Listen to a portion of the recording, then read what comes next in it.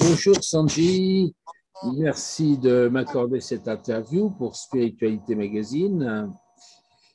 Vous avez donc écrit ou coécrit un livre qui sort un peu des sentiers battus. Il est assez inhabituel, on va voir ça. Euh, En fait, c'est un livre qui est à la recherche de la transmission à partir d'un vieux sage, mais un vieux sage qui va créer un autre vieux sage, etc., etc. Et vous seriez le suivant dans la lignée en ce moment, si j'ai bien compris. Bonjour à vous, en tout cas, merci Jean-Marc de m'accorder cette interview. Oui, ce livre est un livre sur la transmission spirituelle. Alors non, je ne sais pas si je suis le prochain maillon, mais je pense qu'on est plusieurs. Effectivement, ce que vous avez noté dans le livre est extrêmement important. Il y a eu une transmission spirituelle d'entre les personnages du livre, de César à Jacques, puis de Jacques à David, et de David à d'autres. Ça, c'est ce qui se passe dans le livre. Mais dans la vraie vie et dans la réalité, il s'est passé exactement la même chose, puisque moi-même, je suis l'élève de Bernard Monteau, qui lui-même était l'élève de Gita Malas.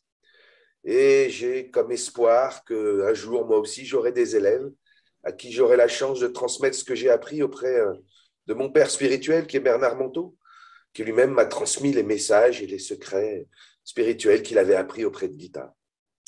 Donc ce livre, effectivement, porte sur ce sujet.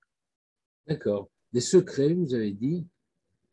Oui, des secrets spirituels, je veux dire, il y a des choses que l'on dit dans le livre, il y a des choses qui sont transmises de bouche à oreille, il y a la dimension invisible de la transmission, celle qu'on ne peut toucher du doigt que par l'expérience, en fait. Lorsque notre père spirituel nous donne une indication pour une pratique intérieure, pour un exercice spirituel, et vous verrez qu'un certain nombre d'exercices jalonnent ce livre, eh ben, on les pratique et on découvre qu'en fait, il nous a dit que la moitié, qu'il y avait de l'autre moitié qui était cachée, qu'on ne pouvait sentir que par l'expérience. Et Alors, c'est ces ça. secrets, en fait, s'approfondissent tout au long de la vie au fur et à mesure qu'on répète ces expériences. Et dans le livre, le quotidien est très présent. Les exemples sont très, très concrets et ce sont des histoires en même temps qui sont racontées. Alors là, c'est une grande particularité de l'enseignement que j'ai reçu. L'enseignement que Bernard m'a transmis, qui lui-même a appris auprès de Gita, c'est un enseignement de spiritualité dans l'ordinaire. Les principes sont simples, c'est la matière nous renvoie sans cesse qu'on est imparfait. Tout ce qu'on fait dans notre journée, tout ce qu'on fait, même la vaisselle, elle n'est jamais aussi bien que ce qu'on aurait souhaité qu'elle soit, en fait. Il y a toujours un décalage entre nous et puis les choses, il y a une espèce d'imperfection chronique qui nous habite tous, quoi. Et cette imperfection, elle se manifeste dans la matière. Et moi, j'ai beaucoup aimé recevoir un enseignement qui m'a permis de sentir comment la matière était le reflet de moi-même. Et comment, en fait, cette imperfection que je voyais dans la matière, c'était la mienne. Et que c'était celle-là que j'avais aimée. Et que c'était celle-là que j'avais à transformer. Je viens, moi, d'un monde, avant que je rencontre Bernard, je venais du monde des arts martiaux, où j'ai eu l'occasion de faire des expériences spirituelles, je pense, marquantes. J'ai eu des expériences de scène no scène, comme on appelle dans les arts martiaux, où on sent l'autre comme nous-mêmes dans une situation de combat. J'ai eu l'occasion de sentir le ki, j'ai eu l'occasion de vivre un certain nombre d'expériences de cette nature. Mais quand je rentrais chez moi, j'étais toujours embêté parce que à peine j'étais sorti du tatami que ces expériences, je les perdais. Il me fallait donc quelque chose qui me rappelle au quotidien que, bah ouais, Sanji, ce que tu as senti sur le tatami, pourquoi tu n'arrives pas à le mettre dans ta vie ordinaire? Parce que c'est ta vie ordinaire, c'est ton quotidien que tu as changé, pas les expériences que tu as dans les salles, dans le dojo. Et je pense qu'on est tous confrontés à ça, nous les chercheurs spirituels. On vit des expériences, mais ces expériences, elles ont pour but de transformer notre vie dans l'ordinaire de la vie. Et c'est ça, en fait, que raconte ce livre. Il raconte comment le sacré se cache dans l'ordinaire de nos vies. Comment nous avons tous à devenir meilleurs, non pas dans nos dojos, non pas dans nos salles de pratique, non pas à la chapelle, non pas, etc., chacun selon ses voies, mais que nous avons à devenir meilleurs dans notre vie de tous les jours, avec ce que nous aimons tous les jours, dans les petites actions que nous faisons tous les jours, parce que c'est là que se niche la spiritualité la plus authentique. D'accord. Donc, ce n'est pas un chemin spirituel particulier que vous préconisez ou que vous amorcez avec les gens. C'est vraiment une recherche très ancré dans le quotidien, mais en même temps basé sur quoi? Sur des valeurs? Si c'est un chemin spirituel, c'est un chemin spirituel à part entière qui a Oui, comme objectif de nous apprendre dans un premier temps à rencontrer le meilleur de nous-mêmes. Il y a en nous une partie de nous qui est notre personnalité supérieure, je dirais. Cette partie-là, on la sent tous. C'est celle qui aime aimer, c'est celle qui est en paix, c'est celle qui, qui sourit, ouvre les mains, a les yeux gentils posés sur le monde. Ça, c'est une première étape de notre chemin. Nous allons d'abord la rencontrer. Nous allons prendre conscience qu'elle existe.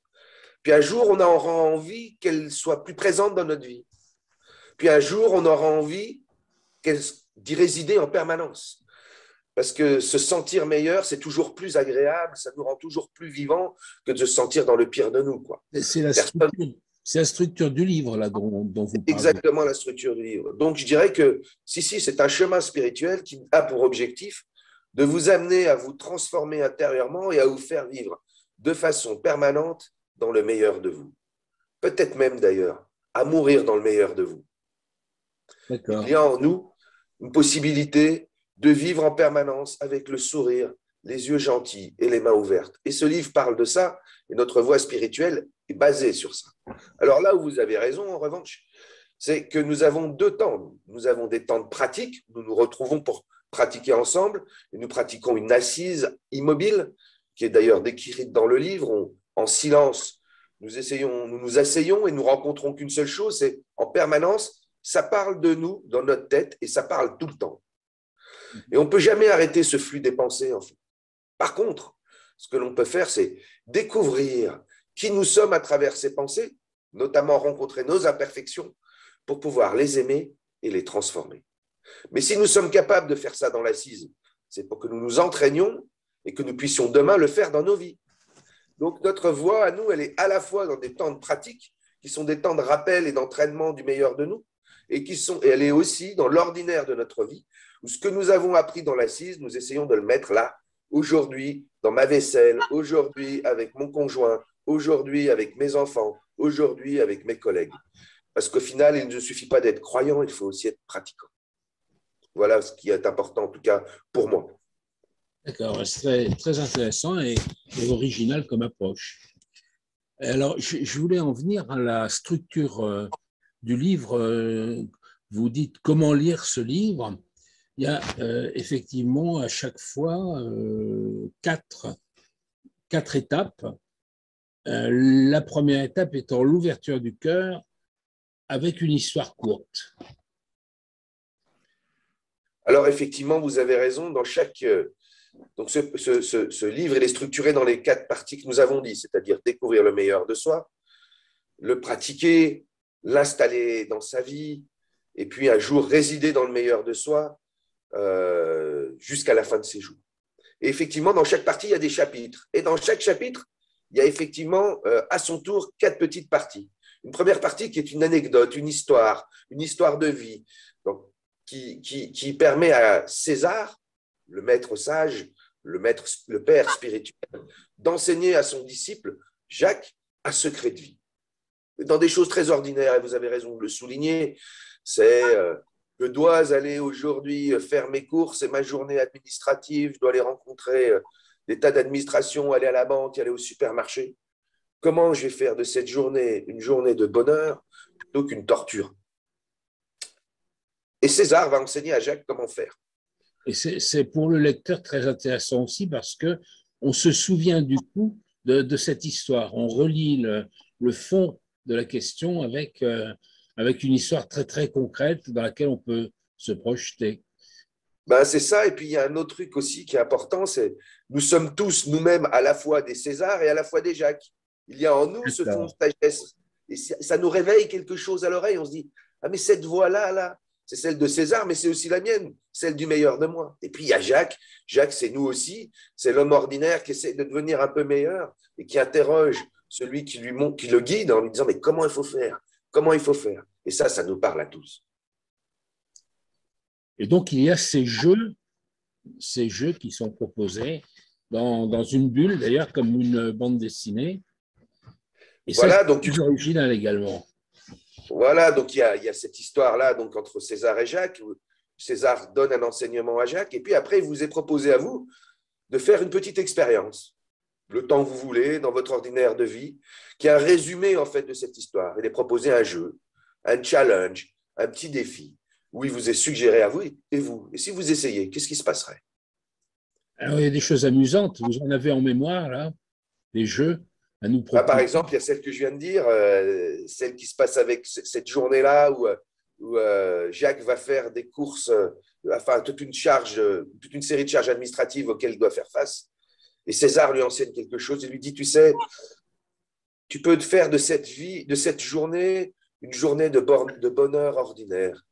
Parce que, en fait, rien ne t'empêche, à n'importe quel moment, de te demander de quoi tu aurais envie pour faire de ce moment mort un moment de vie. Et Jacques va traverser cette journée-là comme ça en se demandant régulièrement, mais de quoi ai-je envie? De quoi ai-je envie? De quoi ai-je envie? Et en fait, nous désirons tous qu'une seule chose, en fait, c'est nous désirons être meilleurs, nous avons envie d'être meilleurs. Et il va rencontrer des tas d'opportunités dans cette journée pour devenir meilleur. Alors, il vous est proposé aujourd'hui, dans ce petit jeu, dans cette histoire, excusez-moi, de vous asseoir, de prendre une chaise sur laquelle vous avez marqué chaise des envies et de vivre pendant toute la journée en venant vous asseoir quelques minutes en vous demandant de quoi ai-je envie là? De quoi ai-je envie? Et ce qui vous traverse de le faire pour vérifier si ça vous met bien en vie.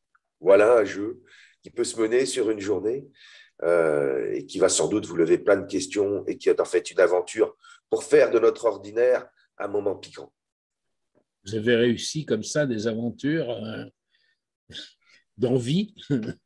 Oui, mais arriver de traverser effectivement des aventures d'envie, ce que j'ai en tête là par exemple, bah, je suis au supermarché et je vois que je suis pressé ce jour-là parce que je dois partir le lendemain à l'étranger.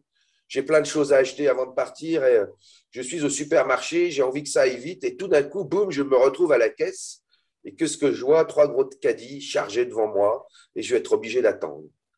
Et là, je sens bien que l'agacement me prend. Je sens que je ne vais pas tarder à m'énerver.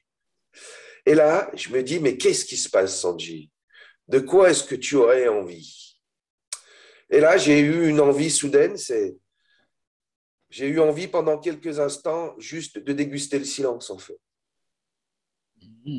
Et je me suis pris un instant pour moi, sans bouger, à sentir mon corps, à écouter les bruits, à sentir où j'étais. Et tout d'un coup, en fait, je me suis senti pleinement heureux parce que je n'ai pas cédé à la violence et j'ai réussi à transformer ce moment qui allait sans doute passer d'un moment de tension à un moment autrement vécu. Et je le sais pourquoi, parce que quand je suis arrivé devant la caissière, au lieu de m'agacer contre elle, je lui ai fait un compliment pour lui dire que je trouvais que ce jour-là, elle avait un beau sourire en particulier. C'est ça que j'aime bien en fait dans ces pratiques-là, c'est qu'elles nous aident à transformer l'ordinaire de nos vies et les choses extrêmement concrètes, quoi. C'est un peu une pratique de la méditation aussi qui est en fond comme ça de la vie. C'est une pratique de conscience de soi, vous avez tout à fait raison, Jean-Marc, c'est savoir ce qui nous habite. Et ce que nous montre ce livre, et ce que j'ai reçu aussi comme enseignement, c'est que nous sommes en permanence habités par une imperfection.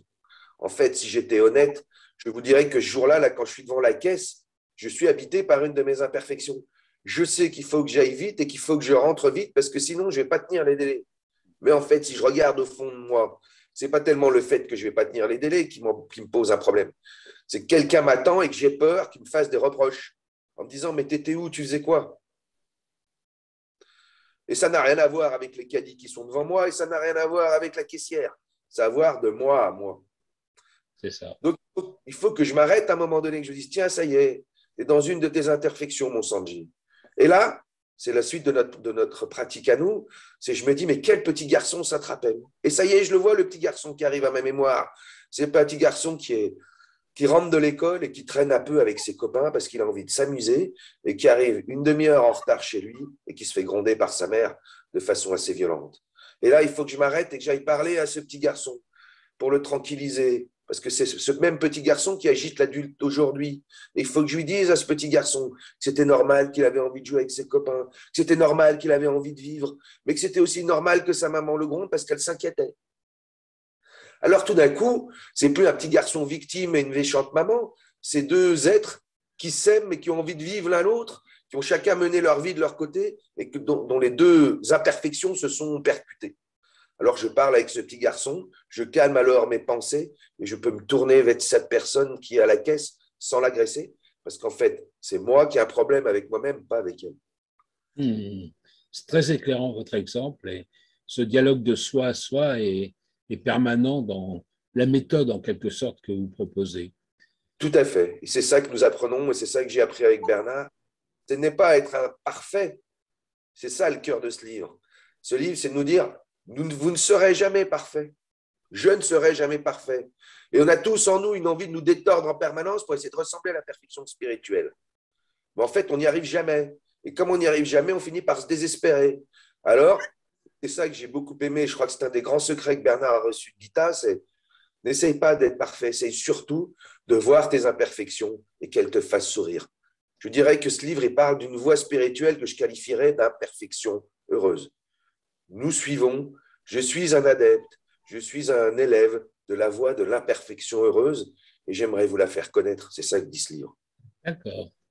Pour revenir à la structure du livre, la structure à l'intérieur des chapitres, le troisième temps, c'est les conseils qui sont redonnés à partir de l'expérience du jeu Voilà. que l'interlocuteur a mis en œuvre. Voilà, donc le lecteur aura lu le jeu, nous imaginons, il aura essayé de le faire. Et puis, le troisième partie, c'est David, qui est lui-même un élève de Jacques, qui lui-même a suivi Jacques dans son enseignement. Donc, c'est le maillon suivant, en fait, qui a essayé de pratiquer ce jeu, qui s'est beaucoup trompé et qui a beaucoup posé de questions à Jacques pour essayer de mieux comprendre comment ça se passe. C'est David, excusez-moi, qui, fort de ses expériences, essaye de dire à celui qui démarre, voilà les pièges dans lesquels je suis tombé, voilà les grands principes qui vont te faciliter ton expérience. Très bien. Et le dernier stade, c'est l'enseignement général que l'on peut retirer de tout cela. Voilà, et la dernière partie, c'est effectivement un enseignement de Bernard Monteau qui essaye d'élever le sujet, on va dire, et de le placer d'un peu plus haut pour essayer d'avoir, comme vous le dites, une vision générale, essayer d'expliquer les principes spirituels qui sont dissimulés derrière l'expérience qui est proposée tout au long du chapitre, en fait. D'accord. Alors, je vais revenir très, très en amont. La première personne qui a été le sage qui a donné toute cette lignée de sagesse, c'est qui? Vous pouvez nous en parler un peu? Alors, cette première personne, c'est Gita Malache. Gita Malache, vous en avez sans doute entendu parler parce qu'elle a été le scribe des Dialogues avec l'ange, un livre qui a été très connu dans les années 70-80. Gita Malache, c'est quelqu'un qui a vécu une expérience spirituelle importante dans l'entre-deux-guerres. Elle vivait en Hongrie avec 3 amis juifs. Et c'est les années 40. Et ces 3 amis, plus elle, qui n'est pas juive, se réunissent régulièrement pour se questionner sur ce qui arrive au niveau politique à cette époque-là. C'est-à-dire comment c'est possible qu'un pays comme la Hongrie, qu'un pays comme l'Allemagne puisse succomber à l'idéologie nazie. Et ils s'interrogent. Mais ils s'interrogent d'une façon très particulière. Ils ne se posent pas des questions sur les conditions historiques. Ils ne se posent pas des questions sur pourquoi les Allemands ont laissé faire ça. Ils se posent la question de comment ça se fait que nous ayons laissé faire ça. Et c'est un chemin de remise en cause qu'ils vont faire en profondeur d'eux-mêmes. Et un jour, une des 4 personnes, qui s'appelle Anna Dalloz, va leur dire « Écoutez bien, c'est plus moi qui parle. » En fait, ce qu'elle veut dire, c'est à partir de ce moment-là, une autre dimension de son être s'exprime à travers elle. Ils vont l'appeler l'ange, dans la traduction française. Dans d'autres traductions, ils l'ont appelé le messager. Je pense qu'en fait, c'est nos inspirations profondes, c'est nos intimes convictions. Il y a quelque chose en nous qui est porteur de vérité. Les chrétiens appellent ça l'Esprit Saint. Dans d'autres traditions, ils appellent ça la Shekinah, peu importe. Il y a quelque chose en nous qui sait quelle est la vérité. Et à partir de ce moment-là, et ça va être la suite du livre, les différents protagonistes vont poser des questions, vont continuer à se poser des questions, et à chaque fois, un message de vérité va apparaître, qui va être rédigé dans une série de petits carnets noirs. Et puis, à la fin de la guerre, la Hongrie, vous le savez, passe sous domination communiste, et Gita, ses 3 amis meurent en camp de concentration. Et ils le font j'allais dire, à bon escient, ils le choisissent. Parce qu'ils disent, on n'a pas reçu cet enseignement de vérité qui fait du bien aux hommes pour le garder pour nous. Il faut qu'on le mette à l'épreuve, il faut qu'on le donne à d'autres. Et où est-ce que les hommes sont le plus en douleur en ce moment? C'est dans les camps de concentration. Et tous les 3 partent. Et donc, Gita va disparaître ses 3 amis, elle va rester une quinzaine d'années dans le bloc de l'Est, et puis elle quitte la Hongrie dans les années 70, et elle va se consacrer pendant 10-15 ans à traduire tous ces carnets en français, et ils vont être publiés dans un livre qui s'appellera Les dialogues avec l'ange. Et puis, elle va faire connaître son enseignement par notamment des émissions de radio, et un peu plus tard, dans les années 80, un jeune homme, Bernard Monteau, va faire sa rencontre et va être celui qui va organiser toute une série de conférences pour elle à travers l'Europe pour qu'elle fasse connaître son enseignement. Et puis, il va vivre avec elle pendant plusieurs années et c'est là qu'elle va, tout au cours de ses expériences, de conférences, de vie commune, lui transmettre une sagesse des dialogues avec l'ange, une sagesse du messager, en fait. Et ce messager, c'est le meilleur de nous. C'est ça. Alors, on parlait de la guerre. La guerre aujourd'hui, ce meilleur de soi, comment arriver à le trouver dans ce contexte très étrange? Alors, je vais répondre à votre question, Jean-Marc, par la lecture d'un extrait, si vous me le permettez. Bien sûr. Alors, cet extrait, c'est un extrait du chapitre 2 du livre, qui s'appelle « Les petites musaraignes de la paix ». Et il se trouve qu'à cette époque, il y a la guerre au Moyen-Orient, c'est une histoire vraie hein, qui a été après mise en roman, où Bernard Jacques va questionner César Gita sur mais qu'est-ce qu'on peut faire dans ce contexte de guerre? Et Jacques fait toute une série de propositions d'explications de ce qui se passe de la guerre. Et ça commence comme ça, le passage. Et tout y passa. Descendre dans la rue, la fin d'une époque, la nouvelle économie du partage durable, le manque de foi, etc., pour expliquer cette guerre. César l'interrompit. Allons, Jacques, si tu veux prendre parti dans ce conflit, alors choisis le parti de ta grandeur. Transforme-toi, consacre toute ton énergie à être la nouvelle solution, un homme de paix, d'abord au-dedans. Voilà le seul acte politique que je connaisse.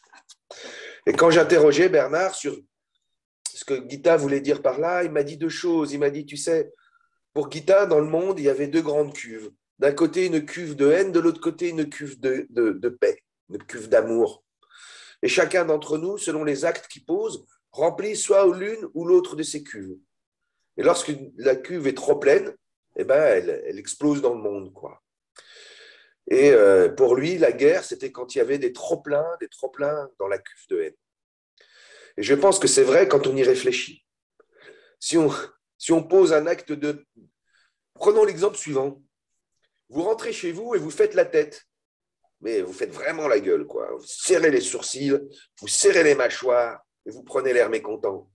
Vous verrez qu'assez rapidement autour de vous, les gens vont être pris par une contagion de mauvaise humeur. Eux aussi vont se mettre à faire la tête. Mais eux, quand ils vont faire la tête, ils vont aller rencontrer d'autres gens. Mais s'ils font à leur tour la tête, ils répandent la tête aussi à droite, à gauche. Mais maintenant, prenons l'exemple inverse. Rentrez chez vous, prenez des mains ouvertes, des yeux gentils et souriez. Vous verrez qu'en face de vous, on prend aussi les yeux gentils, qu'on ouvre les mains et qu'on sourit. Nous pouvons être soit une contagion de mauvaise humeur, une contagion de guerre, et c'est les petites guerres ordinaires, ou nous pouvons être une contagion de paix, par des actes de tendresse et d'amour ordinaires pour ceux qui nous entourent. Nous sommes tous responsables de la guerre qui se déroule à nos frontières, selon que nous choisissons celui que nous allons être là maintenant. Est-ce que je vais faire la tête et transmettre la mauvaise humeur et la petite guerre? Est-ce que je vais être le sourire, transmettre la paix et un peu d'amour à droite et à gauche. Je crois que c'est ça, en fait, ce que dit ce texte. Et si vous me permettez, je finis juste Allez-y. que j'ai trouvé que je trouve qu'elle est bien à propos, en fait, de ce qui se dit, de ce qu'on nous vivons, en tout cas. Et César finit par un enseignement auprès de Jacques et lui dit, eh bien, aujourd'hui, c'est le même phénomène qui recommence. Ah oui, d'accord, non, il faut que je commence un peu avant, sinon vous n'allez pas saisir. Vois-tu, mon vieux, il y a des millions d'années, durant le règne des dinosaures, des petits animaux presque invisibles ont inventé le sang chaud pour survivre à la folie du ciel et de la terre. Ils sont survécus tandis que les grands et puissants dinosaures, avec leur sang-froid, ont tous disparu. Ils avaient inventé la chaleur au-dedans qui sauve du froid au-dehors.